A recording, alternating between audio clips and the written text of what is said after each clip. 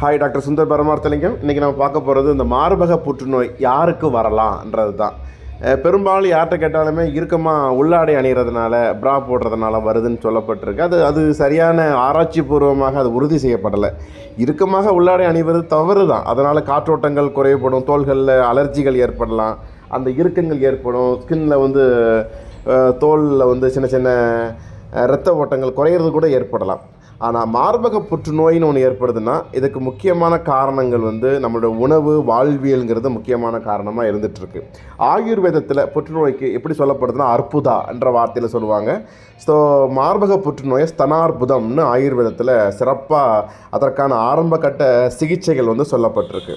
இது எந்த காரணத்தினால ஏற்படுதுன்னு பார்த்தீங்கன்னா, நமக்கு கேள்விப்பட்டிருப்போம் பொதுவாகவே சித்த ஆயுர்வேதாவில் வாதம், பித்தம், கஃபம்னு சொல்கிற 3 விதமான எனர்ஜி. அதில் ஏற்படுகின்ற அந்த முத்தோஷங்களில் ஏற்படுகின்ற அந்த சமநிலை, அந்த பேலன்ஸ்டு மிஸ் ஆகிறதுனால இந்த பிரச்சனை நமக்கு ஏற்படுது. இதனால் அசாதாரணமாக செல்கள் வளர்கிறதுனால ஏற்படுகின்ற ஒரு முக்கியமான ஒரு பிரச்சனை தான் இந்த மார்பக புற்றுநோய். அப்போ இதற்கான காரணங்கள் நம்ம என்ன செய்யலாம், என்னென்ன உணவுகளை நம்ம குறைக்கணும், என்ன மாதிரியான உணவுகள் முக்கியமான காரணமாக இருக்குன்னா, அதிகமான கஃபம் அதிகரிக்கின்ற உணவுகள் முக்கியமான காரணம். முக்கியமாக எப்படி பார்த்திங்கன்னா, அதிகமாக டெய்ரி ப்ராடக்ட்ஸ் எடுத்துக்கிறது, அதிக ஸ்வீட்டு, மைதா கலந்த உணவுகள், இந்த துரித ரீஃபைன்டு ஃப்ளோர் எண்ணெயை திரும்ப காய்ச்சி அந்த எண்ணெயில் அப்பளம், வடை மாதிரிலாம் சுட்டு சாப்பிட்றது, செயற்கையான இனிப்புகள் அதிகமாக சாப்பிட்றது, இதன் மூலமாக ஏற்படுகின்ற அந்த கெட்ட கஃபமானது இந்த பிரச்சனைக்கு காரணமாக ஆயுர்வேதம் சொல்லுது. அதனோட பித்தத்தை அதிகரிக்கக்கூடிய பழக்கங்கள். பித்தம்னா என்ன, நம்மளுடைய சிந்தனை வச்சுக்கலாம். நம்ம சிந்தனை அதிகமான கோபம், தூக்கம் இல்லாமல் ரொம்ப ட்ரையாக இருக்கிறது, அதிகமான காரம், அதிகமான எரிச்சல், டென்ஷனுங்கிற மாதிரியான அடிக்ஷன்கிற மது, இந்த போதை பழக்கங்கள், இதெல்லாமே முக்கியமான காரணங்களாக ஆயுர்வேதம் சொல்லுது. இதனோடு சேர்ந்து மன அழுத்தம், கவலை, அந்த ரொம்ப ஒரு உணர்ச்சிகள், ஒரு கோபமாக இருக்கும், ஒரு மகிழ்ச்சியாக இருக்கும், வெளிப்படுத்த முடியாமல் உள்ளுக்குள்ளேயே அடக்கி வைக்கும் பொழுது கூட இது போன்ற அந்த செல்களினுடைய சமநிலை பிறழ்வின் காரணத்தினால இந்த புற்றுநோய்கள் ஏற்படுது. ஸோ அதனோட வாழ்க்கை முறையில் ப்ராப்பராக நேரத்துக்கு சாப்பிடாது, நேரத்துக்கு தூங்காதது முக்கியமான காரணங்கள். அப்போது இதற்கெல்லாம் தீர்வு என்ன, மருந்துகள் என்ன மாதிரி மருந்துகள் ஆயுர்வேதத்தில் எடுத்துக்கலாம். ஆயுர்வேதத்தில் இதுக்கு ஆரம்ப கட்டத்தில் மிகச்சிறந்த மருந்துகள் சொல்லப்பட்டிருக்கு. ஆனால் மருந்துகள் எடுப்பதற்கு முன்பு வாழ்வியலில் மிகச்சிறந்த வகையில் நம்ம அந்த சரியான நேரத்தில் தூங்குறது, ப்ராப்பராக பசி எடுக்கும்போது ஆகாரம் எடுத்துக்கிறது, சின்ன உடற்பயிற்சிகள் பண்ணுறது மிக மிக முக்கியமான விஷயங்களாக ஃபாலோ பண்ணணும்.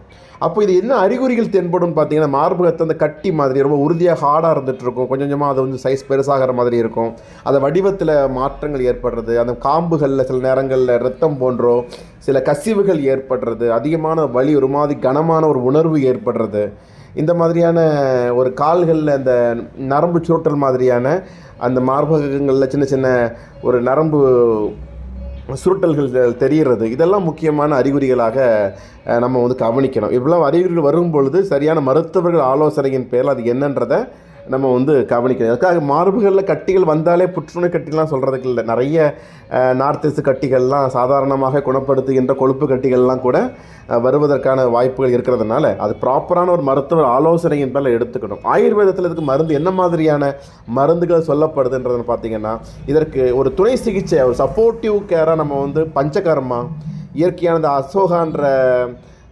அர்ஜுனான்ற மருதம்பட்டை, கரிதக்கி, கடுக்காய், நெல்லிக்காய், தாண்டிக்காய், துளசி, மஞ்சள், அந்த வேம்பு சேர்ந்த மருந்துகள் மிகச்சிறந்த வகையில் ரிசல்ட் கொடுத்துட்ருக்கு. ஆகாரங்களில் இயற்கையான தானியங்கள், முளைகட்டிய தானியங்கள், காய்கறிகள், பழங்கள், இந்த சமைத்த உணவுகளுடைய சமைக்காத பழங்கள்லாம் சாப்பிட்றது மிகச்சிறந்த தீர்வாக இருந்துகிட்ருக்கும். கீரைகள் எடுத்துக்கலாம், மஞ்சள், வெந்தயம், பூண்டு, இது போன்ற இந்த டீ காஃபி அவாய்ட் பண்ணிவிட்டு இயற்கையான அந்த மூலிகைகள் சேர்ந்த அந்த மல்லி காஃபி போன்றவையெல்லாம் நம்ம எடுத்துக்கிறது நல்லாயிருக்கும். மன அமைதி ரொம்ப ரொம்ப அவசியம். யோகா, தியானங்கள்லாம் பண்ணுறது இதுக்கு மிகச்சிறந்த ஒரு தீர்வு.